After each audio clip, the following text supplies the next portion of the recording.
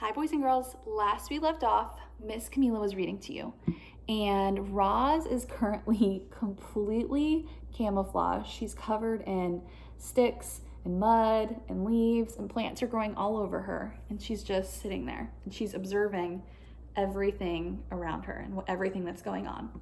So now we're at chapter 20, the language of the animals. It started with the birds. They had always been skittish when the robot was near. They would stare and screech and then scatter. But now that Roz was camouflaged, she could secretly observe their normal behavior right up close. Roz noticed chickadees fluttering through the same flowers and singing the same song every morning. She noticed a lark who swooped down to the same rock and sang the same song every afternoon. She noticed the same two magpies singing to each other from across the same meadow every evening. After weeks of robotically studying the birds, Roz knew what each bird would sing, and when they would sing, and eventually why they would sing. The robot was beginning to understand the birds, but she was also beginning to understand the porcupines and the salamanders and the beetles. She discovered that all the different animals shared one common language. They just spoke the language in different ways. You might say each species spoke with its own unique accent. When Roz first listened to the chickadees, their songs had sounded like tweet, tweedle, tweet, tweedle. But now when the chickadees sang, Roz heard, "Oh, what a lovely day it is. Oh, what a lovely day it is." Deer spoke mostly with their bodies. By simply turning her head, a doe could say to her family, "Let's look for clovers by the stream." Snakes often hissed to themselves, things like, "I know there's a tasty mouse around here somewhere." Bees said very little. They used their wings to buzz a few simple words like nectar and sun and hive. Frogs spent much of their time searching for each other. One would croak, "Where are you? I can't see you." And then the other would reply, "I'm over here. Follow my voice."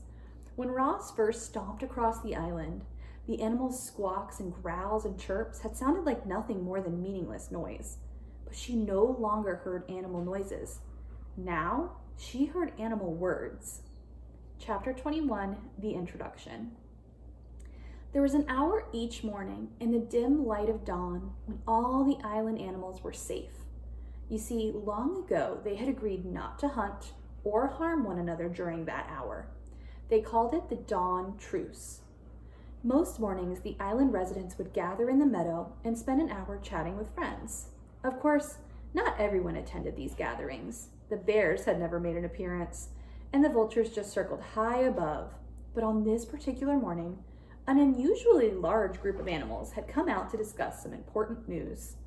"Settle down, everyone. I have something to say." Swooper the owl hooted to the crowd from the lowest branch of a dead tree. "Last night, I saw a mysterious creature right here in the great meadow. It seemed to be covered in grass, so I couldn't get a good look at it, but I think it may have been the monster." Looks of concern swept over the crowd. "What was the creature doing?" said Dart the weasel. "It was speaking," said Swooper. "It kept repeating the same words over and over again, but each time it sounded a little different. At first it sounded like a cricket, and then it sounded like a raccoon, and then it sounded like an owl." "What was it saying?" said Dig Down, the groundhog. "I could be mistaken," said Swooper, "but I think it was saying, 'Hello, my name is Roz.'" The crowd began to chatter. "Just where was this creature?" said Fink the fox. Everyone turned as the owl slowly pointed his wing to a grassy lump in the meadow. It was a rather ordinary-looking grassy lump, until it began to move. As you probably guessed, the grassy lump was Roz.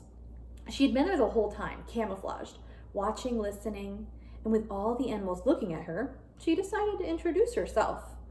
The crowd stared in disbelief as the grassy lump started shaking and bulging upward and crumbling apart, and there was the robot. Then, using her body and voice, the robot spoke to the animals in their own language. "Hello, my name is Roz." The crowd gasped. Swooper fluttered up from his branch and screeched, "It's the monster!" "I am not a monster," said Roz. "I am a robot." A flock of sparrows suddenly took off. "Leave us alone," squeaked Dart as he crouched low in the grass. "Return to whatever horrible place you've come from." "I come from here," said Roz. I have spent my whole life on this island." "Why haven't you spoke to us sooner?" screeched the owl from higher up in the tree. "I did not know the animal language until now," said the robot. Crown Point the buck had heard enough, and he slipped into the forest with his family. "So what do you want from us?" growled Fink. "I have observed that different animals have different ways of surviving," said the robot. "I would like each of you to teach me your survival techniques." "I'm not going to help you," screeched the owl from the very top of the tree. "You seem so unnatural." "The monster is just waiting to gobble us up," shrieked Dig Down, and the groundhog disappeared into a hole. "I will not gobble anyone up," said Roz. "I have no need for food." "You don't need food." Fink relaxed a bit. "Well, I need food, and lots of it. Why don't you make yourself useful and find me some food?" "What would you like me to do?" said Roz. "Can you hunt?" The fox smiled at the hare on the far side of the gathering. "It's almost time for breakfast." "I cannot hunt, but I could gather berries." The fox's smile disappeared. "Berries? I'm hungry for meat, not berries. Good luck to you, Roz. You're gonna need it." And the fox trotted away. Roz looked up at the tree, but the owl had gone. And when the robot looked down again, she realized that everyone else had gone too. Chapter 22, The New Word. A new word was spreading across the island. The word was Roz. Everyone was talking about the robot, and they wanted nothing to do with her. "I don't think I'll ever feel comfortable knowing that Roz is on the prowl. I hope Roz camouflages herself into a rock. Forever. Shh, there's Roz now. Let's get out of here." Roz wandered the island, covered in dirt and green growing things, and everywhere she went, she heard unfriendly words. The words would have made most creatures quite sad, but as you know, robots don't feel emotions. And in these moments, that was probably for the best. Chapter 23, The Wounded Fox. "My face, my beautiful face, somebody help me!" Fink the fox was lying on a log, howling in pain, with a face full of long, sharp quills when Roz appeared. "Isn't there anyone else who can help?" "Would you like me to leave?" said the robot. "No, please don't go. I'll take what I can get." "What happened?" "I didn't think that porcupine could see me in the bushes, but when I went for his throat, suddenly there were quills all in my face." "Why did you go for his throat?" "Why do you think?" "Because I was hungry." "If you had not attacked the porcupine, you would not have quills in your face." "Yes, Roz, I know that, but a fox had got to eat. I just didn't expect him to put up such a good fight. Look, there are even quills in my paws. I can't walk. My face is numb. I could die if you don't help me right now." "What would you like me to do?" said the robot. "I'd like you to pull out these quills." Roz calmly knelt beside Fink and said, "I will pull out the quills." The robot started to tug on a quill, but it snapped off her fingers. Fink yelped and said, "Pinch it closer to the skin."